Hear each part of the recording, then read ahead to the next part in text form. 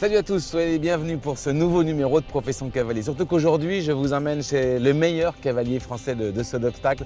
En 2009, il a été sacré champion d'Europe en individuel. Depuis, il a acquis de nombreux titres, double vice-champion du monde par équipe, 6 grands prix 5 étoiles de remporter pour ce grand champion. Vous l'avez compris, nous allons enfin à la rencontre de Kevin Stott. Nous sommes à 3 km de Deauville, direction le Haras de la Forge. Bienvenue donc pour ce nouveau numéro de Profession Cavalier à la rencontre du meilleur cavalier français de jumping.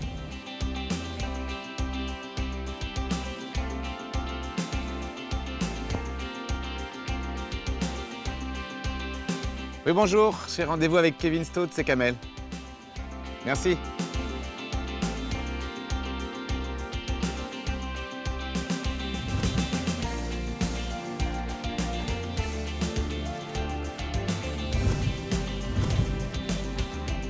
Salut Kevin. Bonjour Kamel. Depuis le temps, je suis très heureux de venir vers toi. C'est très beau. Vu d'ici, en fait, tu as une vue en hauteur, quoi. Cavalier français, donc tu prends de la hauteur. Exactement. C'est vraiment formidable. Non, on surplombe bien, c'est agréable. On peut contrôler ce qui se passe sur la carrière, un œil sur les écuries, puis c'est quand même aussi assez intime. Ouais. C'est le mix parfait. Ouais, tu peux te reposer. Je suis vraiment. Tu m'offrirais un café? Bah écoute, c'est la tradition, il paraît. Il fait froid en plus. Allez. Go. Oh, mais c'est très beau chez toi, Kevin. N'est-ce pas? Ouais, il fait bon en plus. Bon, café, hein, chose promise, chose due. Comme la tradition le veut. Exactement, sans sucre. Sans sucre, ouais. Très bien. Bon, Kevin, ici Deauville, tout s'est passé quasiment ta vie ou presque à Deauville en fait. Explique-moi un peu ce que représente la région pour toi ici. C'était avant tout une région de vacances quand j'étais tout petit. Et puis après, quand mes parents ont divorcé, je suis venu m'installer avec ma maman au-dessus de Deauville, de l'autre côté de Deauville. Ta maman, c'est très important. Ton grand-père maternel et ta grand-mère, c'est très important parce que ces trois personnes-là sont aussi un peu, et ton père bien sûr, à l'origine du début de ta grande carrière avec Crack Boom qu'on a tous connu, c'est ça hein? Oui, tout à fait. Ton grand-père était propriétaire, c'est ça? Voilà, mon grand-père et ma grand-mère étaient propriétaires de Crack Boom à l'époque où j'étais chez Monsieur Baldec. Vers mes 18 ans, je me suis fâché un peu avec mon grand-père qui voulait m'installer, qui avait construit une magnifique écurie justement là où ils habitent. Et puis je sentais que j'avais besoin de continuer à prendre de l'expérience. Donc il y a eu une petite friction et on est resté en froid pendant 1 an ou 2. Ça, Et puis la relation est revenue justement à l'époque de Monsieur Baldec avec ce cheval Crack Boom. Et puis on a vécu une superbe histoire et aventure sportive toute la famille. Tu avais peur aussi d'apparaître comme un enfant gâté? Enfin, tu voulais que ces écuries, si tu en avais, soient un peu les tiennes ou que tu les aies méritées? Bien sûr. De toute façon, c'est vrai que c'était normal que je paraisse pour un enfant gâté parce que je l'étais. J'ai eu la chance que mon grand-père puisse. C'est pas un défaut. Hein. Voilà, c'est pas un défaut. C'est vrai que ça accélère les choses. À partir de quel moment tu as décidé que tu serais professionnel de l'équitation et non pas amateur? J'aurais voulu faire groom. Et puis forcément, comme mon grand-père investissait beaucoup dans les chevaux, ça paraissait ridicule d'aller à l'écurie uniquement pour les brosser. Donc tu vois, mais au départ, c'est vrai que c'était pas l'aspect compétition qui m'a fait vibrer. J'ai eu toute une période de ma 20e année à la 23e où j'étais inexistant, c'est-à-dire que le haut niveau c'était à oublier pour moi parce que j'étais sûrement pas assez doué, j'étais travailleur, mais je m'étais plutôt orienté vers un système de commerce. J'étais installé chez Monsieur Baldec en Alsace, ça me plaisait. J'ai essayé de choisir les concours les moins difficiles parce que j'aimais quand même gagner. J'avais gardé ça des deux lavaux, mais je ne me sentais pas capable de me mesurer au meilleur. Donc j'allais en Italie, j'allais un peu dans le côté low cost de la compétition. Et puis voilà, grâce à Crack Boom, grâce aux premiers résultats, j'ai aussi pris conscience que quelque chose était réalisable avec une bonne structure, en essayant de réfléchir à une stratégie et m'entourer des bonnes personnes. Moi, j'ai quand même un souvenir qui m'avait beaucoup impressionné, c'était en 2009, tu es champion d'Europe individuel avec Crack Boom. C'était pas une surprise, mais un peu quand même, en tout cas pour voilà. Le podium était possible, mais de là à la victoire, c'était une belle surprise. On avait presque envie de partager avec toi, les Français, cette victoire. Et toi, tu as pris ton avion, ton train pour rentrer en Belgique où tu habitais. Le lendemain, tu t'es levé à 6 h. Tu n'as pas joui de ça. Non, c'est vrai. Je sais pas si tu n'as même pas fui ça. Oui, tout à fait. C'est drôle que tu reparles de ça parce que maintenant, avec le recul, ça paraît ça paraît presque dommage de ne pas avoir profité plus. J'ai passé la soirée tout seul et le matin, j'ai aidé à préparer les box et tout ça. Donc il n'y a pas eu, c'était une journée, un lendemain de concours comme un autre. Ça se passerait plus comme ça aujourd'hui? Non, non. Maintenant, on est quand même beaucoup plus dans le partage et essayer de profiter de ces moments-là parce qu'ils sont rares. Je vois quelque chose que tu devais partager avec moi, c'est une photo. Une photo. Alors, as-tu préparé une photo? J'ai préparé une photo. Ah, elle n'était pas loin.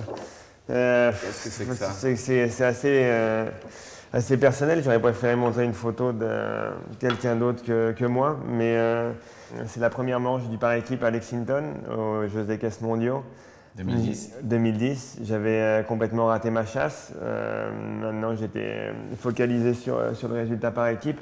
Mais c'est juste pour, je pense, bien représenter le sentiment qu'un cavalier peut avoir quand il rentre en piste. Tu as vraiment une impression de liberté extraordinaire. Liberté? De liberté parce que l'avenir t'appartient, vraiment.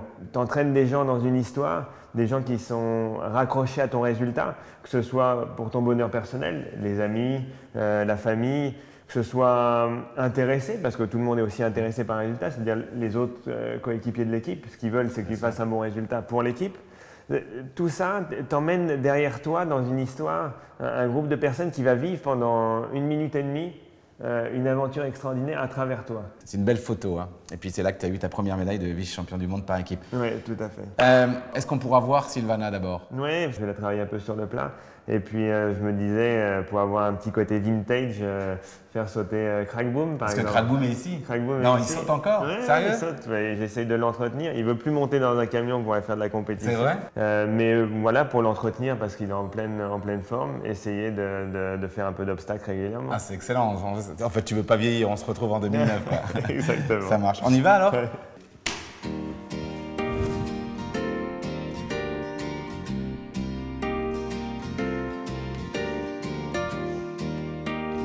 Là, ton couloir, hein, parce qu'il y a le couloir de Patrice Delaveau, de Franck Schilwartz. Combien de chevaux tu as ici? Là, il y a une capacité de 12 chevaux. Ouais. J'en ai en moyenne quasiment 10 au travail. D'accord. Et combien de personnes travaillent avec toi? Il y a au moins 4 personnes en permanence, donc avec les rotations, ça fait un effectif de 6 rien que pour les écuries. Après, il y a une jeune fille qui s'occupe de toute la logistique, l'organisation générale. C'est un peu une version moderne du stable manager ou du chef d'écurie, mais qui est plus vraiment dans la partie bureau pour essayer de gérer tout ça, donc 7e personne. Ça fait beaucoup de monde par rapport aux peu de chevaux, mais les chevaux sortent au moins 2 fois par jour. Il y a Laurence qui est partie quasiment voilà, du mercredi au lundi matin, et quand elle est là, elle se repose. Donc voilà, c'est une grosse logistique, c'est une autre manière de… Justement, si je mets un cheval chez toi, ça coûte quoi? Si tu l'acceptes? Ça coûte 1 500 € hors taxe. 1 500 €. Ouais, après, tu rajoutes tous les frais de concours, c'est-à-dire transport, inscription. Laisse tomber, je le ferai pas. Ouais. Je le regrette. Tes 2 chevaux, 2 stars sont à l'extrémité d'écurie, honneur aux dames. Silvana HDC. Ouais. C'est la jument qui t'a apporté le plus quand même. Hein. Ah ouais. Pour moi, c'est une des meilleures juments au monde, je l'ai souvent dit. Il lui aurait manqué peut-être un grand titre individuel, soit une finale Coupe du Monde, soit une médaille dans un gros championnat pour faire partie vraiment des cracks. Mais en tout cas, c'est la meilleure jument que j'ai montée jusqu'à présent. Bon, en tout cas, grande dame, alors à tout à l'heure. Hein. On la verra travailler sur le plat. On s'en occupe. En face, l'autre champion, Rêveur de Hurtebise, un cheval qui était sous la selle de Malines Bayard. Voilà, et qui est chez toi maintenant. Qui est en train de prendre le relais gentiment en tant que cheval de tête. J'aimerais vraiment que ce soit ma monture pour les prochains gros événements, comme ça l'a été cet été aux Jeux d'équestres mondiaux à Caen. Si tu devais résumer le cheval, ce serait qualité défaut, ce serait quoi? Lui, c'est un cheval qui adore l'homme, qui est un peu l'opposé de Silvana, qui va toujours chercher le contact, comme s'il avait été élevé au biberon. C'est un cheval qui est vraiment très proche de l'homme. Il se rapproche plus du chien que du cheval. Ouais, vraiment. Un grand bébé, quoi. Hein. Exactement. Attachant. Très attachant. Ok. Salut Rêveur. Bon, allez, on continue la visite. Allez. On y va?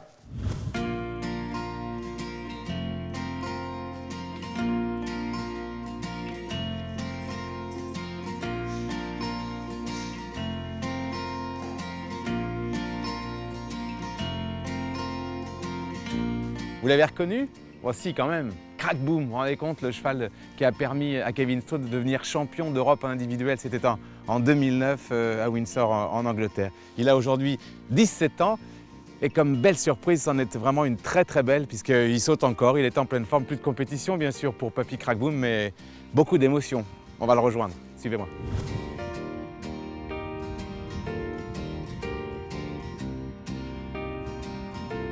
Sérieusement, tu le sautes régulièrement? Ouais, 2 fois par semaine. En général, je commence même par lui le matin. Ah ouais? Parce que tu vois, il n'a pas une fougue excessive, donc pour s'échauffer, c'est assez bien musculairement. Avec lui, je fais beaucoup de sans étrier. Et puis, donc c'est un cheval d'école, quoi. C'est exactement. Mise en selle. Ouais, Mise en selle, Crack Boom, c'est sur le tableau. C'était quoi ses défauts qualités quand il était au très haut niveau? Bon, la première qualité, c'est que vraiment, il a tout fait au mental. C'était un battant, parce que je pense qu'il avait un saut tellement atypique qu'il lui faisait mal aussi. Il n'avait pas un passage de postérieur formidable, il mettait les postérieurs dessous. Mais c'est un cheval qui avait pas énormément de moyens purs. Et surtout, avec sa technique, il était obligé d'aller assez haut et de faire des sauts avec des réceptions assez lourdes. Mais je pense qu'il avait tellement envie et puis énormément de respect. Du coup, ça a fonctionné. C'est ce qui aussi a fait à un moment donné, quand il a commencé à dire non, c'était fini. Bah ouais, mais tu vois, il est pas, moi, j'ai pas un regard trop extérieur, mais non, il est beau, il est en bas d'état. Trop dépéri. Non, carrément pas.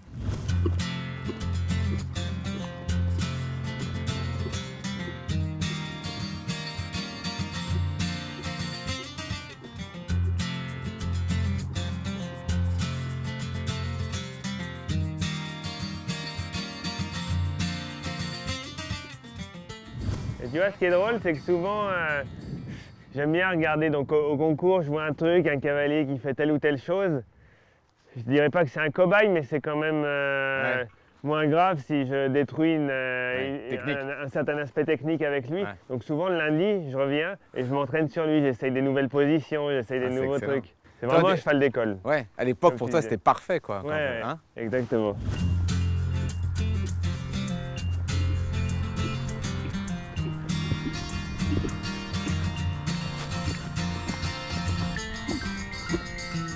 J'étais souvent désuni en piste, je sais pas si tu te souviens, j'étais souvent désuni dans les virages.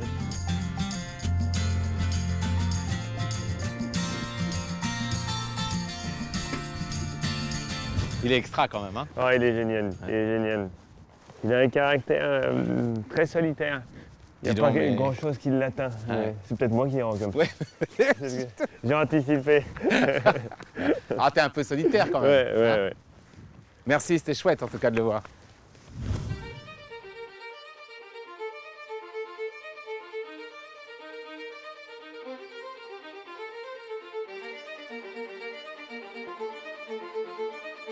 La grande allée ici, hein, des chevaux de très haut niveau de Kevin Stott. Mais Kevin, pour l'instant, prend une autre veste, celle de professeur. Il est juste devant nous, dans le manège. Très beau manège, évidemment, du haras des Coudrettes. On va voir si Kevin est exigeant ou pas, gentil professeur ou pas, c'est pas sûr. Allez-y.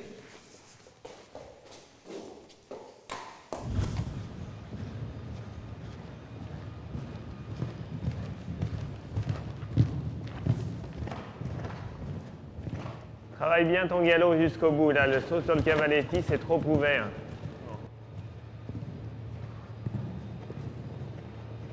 Pense bien, comme hier, après chaque saut, même si c'est un petit saut anodin comme les cavaletti, de bien revenir à ta place dans ton équilibre, assez tôt, en gardant le relâchement. Mais c'est pas parce que c'est un tout petit cavaletti que tu dois, dès la réception, être très laxiste et rester un peu en avant. Retrouve bien ton équilibre. Parce que là, tous les petits sauts que tu fais de détente, ça va t'aider à préparer la suite. Et toi, pense à ta position à la réception.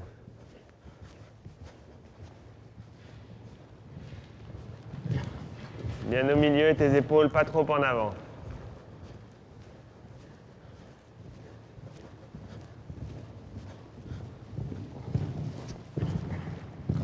Même quand elle regarde, ne pars pas avec tes épaules en avant, reste à ta place et la laisse pas accélérer à la fin. Elle a le droit de regarder, elle a le droit de baisser un peu son bout du nez. Tu peux la laisser regarder, mais qu'elle n'en profite pas pour accélérer. Parfait, ça.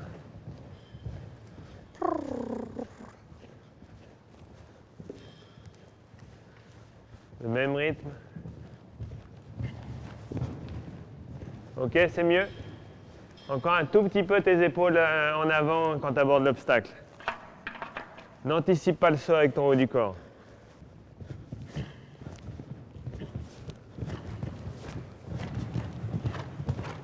Oh. Oh. Ok, repasse au pas. À part ton début où là vraiment tu étais encastré et là beaucoup trop long, le reste c'est bien dans la régularité du rythme. Essaye de penser un tout petit peu plus à ton équilibre.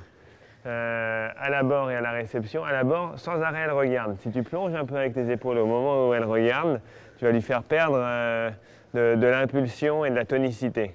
Va pas dans son défaut, toi. Tu peux la laisser regarder, mais reste plus en place avec ton haut du corps. Essaye même d'accentuer. Plus elle va descendre pour regarder, plus tu vas passer tes épaules derrière. Et à la réception, pareil, remets-toi bien à ta place, au moins sur une ou deux foulées, et dès que tu as obtenu un petit peu de relâchement et d'équilibre, tu peux repartir dans ton équilibre à toi.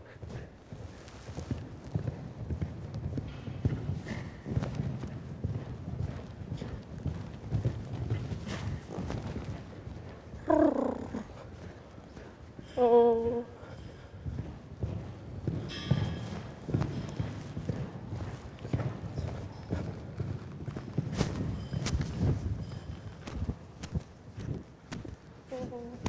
Comme on disait un peu la première semaine, tu es trop dans l'état d'esprit du concours.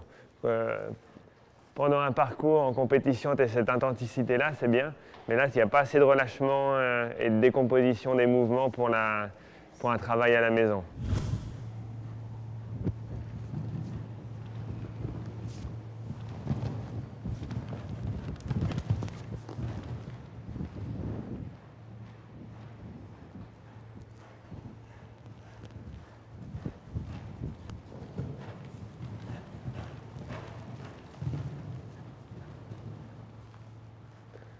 Ok, c'est dommage que tu sois obligé, tu vois, d'être dans le dernier parcours pour te rendre compte qu'elle te prend un petit peu.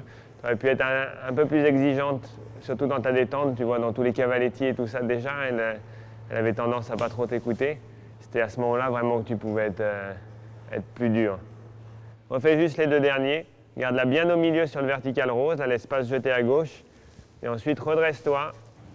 Tu rigoles pas, hein? Quoi? Tu ne rigoles pas. Non. Au milieu. Bien.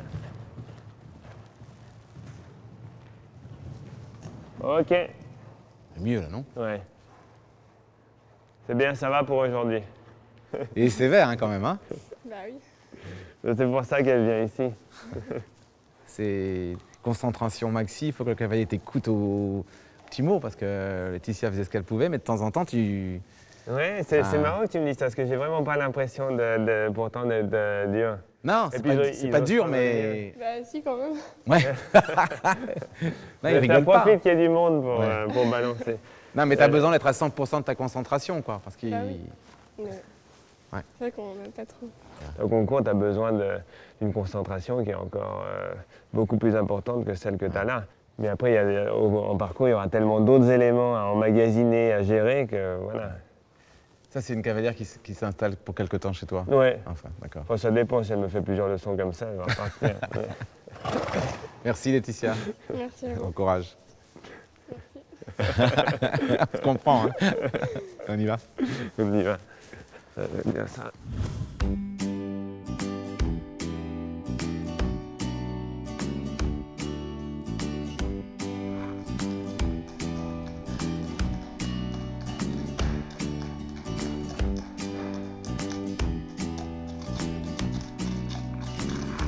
Bon, Kevin est maintenant avec la grande championne Silvana HDC qui va travailler sur le plaque, comme il nous l'avait d'ailleurs promis.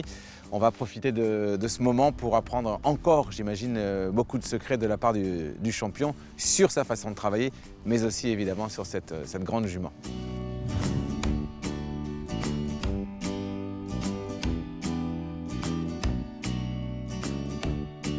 Bon, Silvana, Kevin est une jument qui a une très longue carrière. Avant d'être en France, elle était en Belgique. Elle est passée notamment chez les écuries de Joss Lansing. Elle a donc beaucoup sauté. Tu tiens compte de ça dans ton travail quotidien avec cette jument?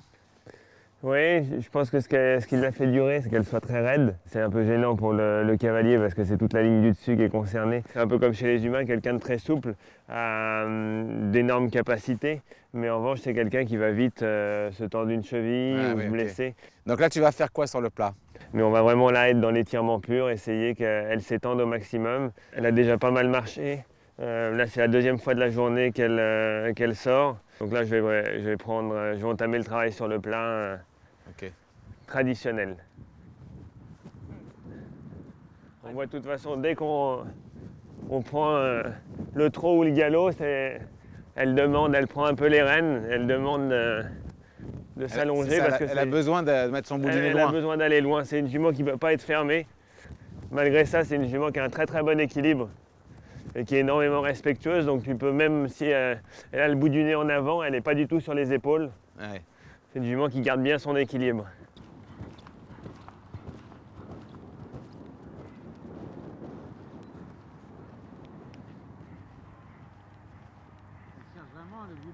Ouais. Allonger son bout du nez. Hein. Ouais, je cherche vraiment à aller loin. Et pour autant, elle garde quand même un bon équilibre? Ouais. Même en parcours, de temps en temps, quand j'essayais de gagner en vitesse dans certains barrages ou quoi, on la voyait s'allonger pour me dire je fais le maximum, regarde, j'avance. Mais elle ne se dégradait jamais dans l'équilibre. C'est une jument qui a vraiment un équilibre exceptionnel. Elle a une formidable technique de saut, mais je pense qu'elle a avant tout une super manière, une super méthode pour aborder l'obstacle.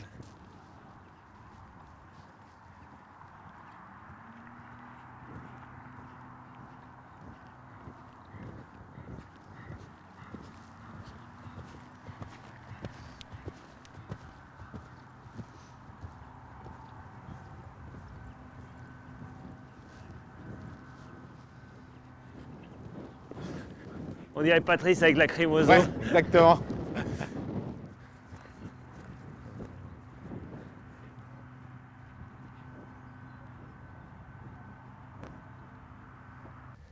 Extra.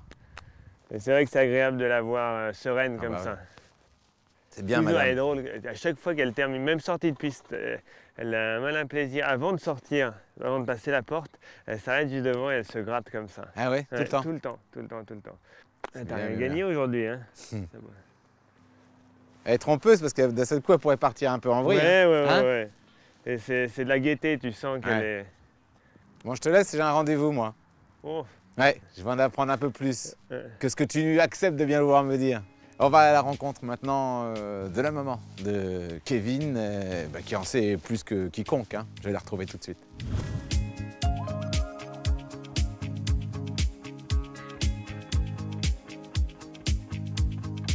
Françoise, bonjour.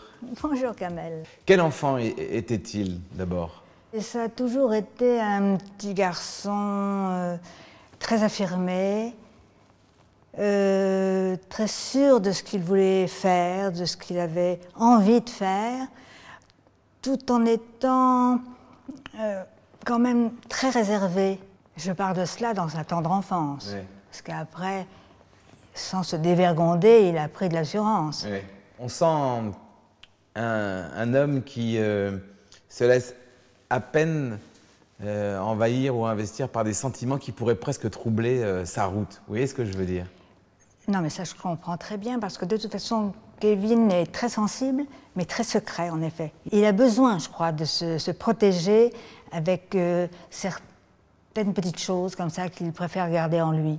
Comment on vit aussi en tant que mère de voir son enfant être extrêmement dur avec lui-même. Cette réputation qu'il a, elle n'est pas fausse. Hein. Il a été avec lui-même extrêmement dur. Toujours. Le résultat est là, forcément, on se dit c'est bien, mais est-ce que par moments, vous n'avez pas eu peur qui s'empêche d'être un peu libre et un peu joyeux comme tous les enfants de son âge? Oui, parce que j'ai connu cette période où il ne l'était pas du tout. J'ai connu une période assez terrible où Kevin était toujours à la recherche d'une perfection qu'il ne pouvait pas toujours obtenir. Donc c'était voilà, tout à fait. C'était devenu quelque chose d'assez terrible. Et quand on est une maman, bien évidemment, c'est d'autant plus difficile à supporter. C'est même douloureux de temps en temps. J'ai même essayé de temps en temps, de le faire sourire, de le faire rire. Mais ça n'a pas toujours été si facile. Qu'est-ce qui a fait que, d'un seul coup comme ça, à un moment, il ait voulu être dur avec lui-même pour réussir? Il voulait se venger de quoi? Il voulait prouver qui? Il prouvait quoi à qui? Enfin... Je ne pense pas que quelqu'un aurait osé le martyriser en lui disant « tu dois absolument, tu dois être le meilleur, tu dois… » Non, je crois que ça s'est fait parce qu'il l'a voulu, il l'a désiré, il l'a, je veux dire, c'est venu… Pour moi, c'est venu de lui. Merci Françoise. Non, merci C'était Kamel. bien. À bientôt Françoise. À bientôt, Kamel.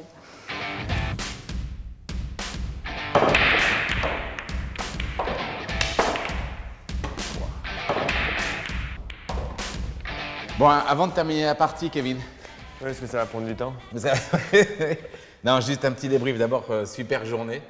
Tu es allé dans l'excès de travail, dans la dureté vis-à-vis de toi, jusqu'à te faire mal physiquement, parce que tes problèmes de dos, enfin, tout ça, tu as été au maximum de la souffrance possible. Ouais. Et ça peut pas durer. Non, ça peut pas durer. En tout cas, tu peux pas prétendre t'entourer, avoir une vie agréable dans ces conditions-là, hein, parce que t'entraîner dans ce truc-là, toi, seul, après, c'est un risque que tu prends. Mais les gens qui t'entourent, leur faire subir ça, c'est pas forcément nécessaire et tu le payes un jour ou l'autre. Donc c'est pas une rédemption, mais en tout cas, je me rends compte qu'il n'y a pas besoin de découvrir forcément de nouvelles choses pour en profiter.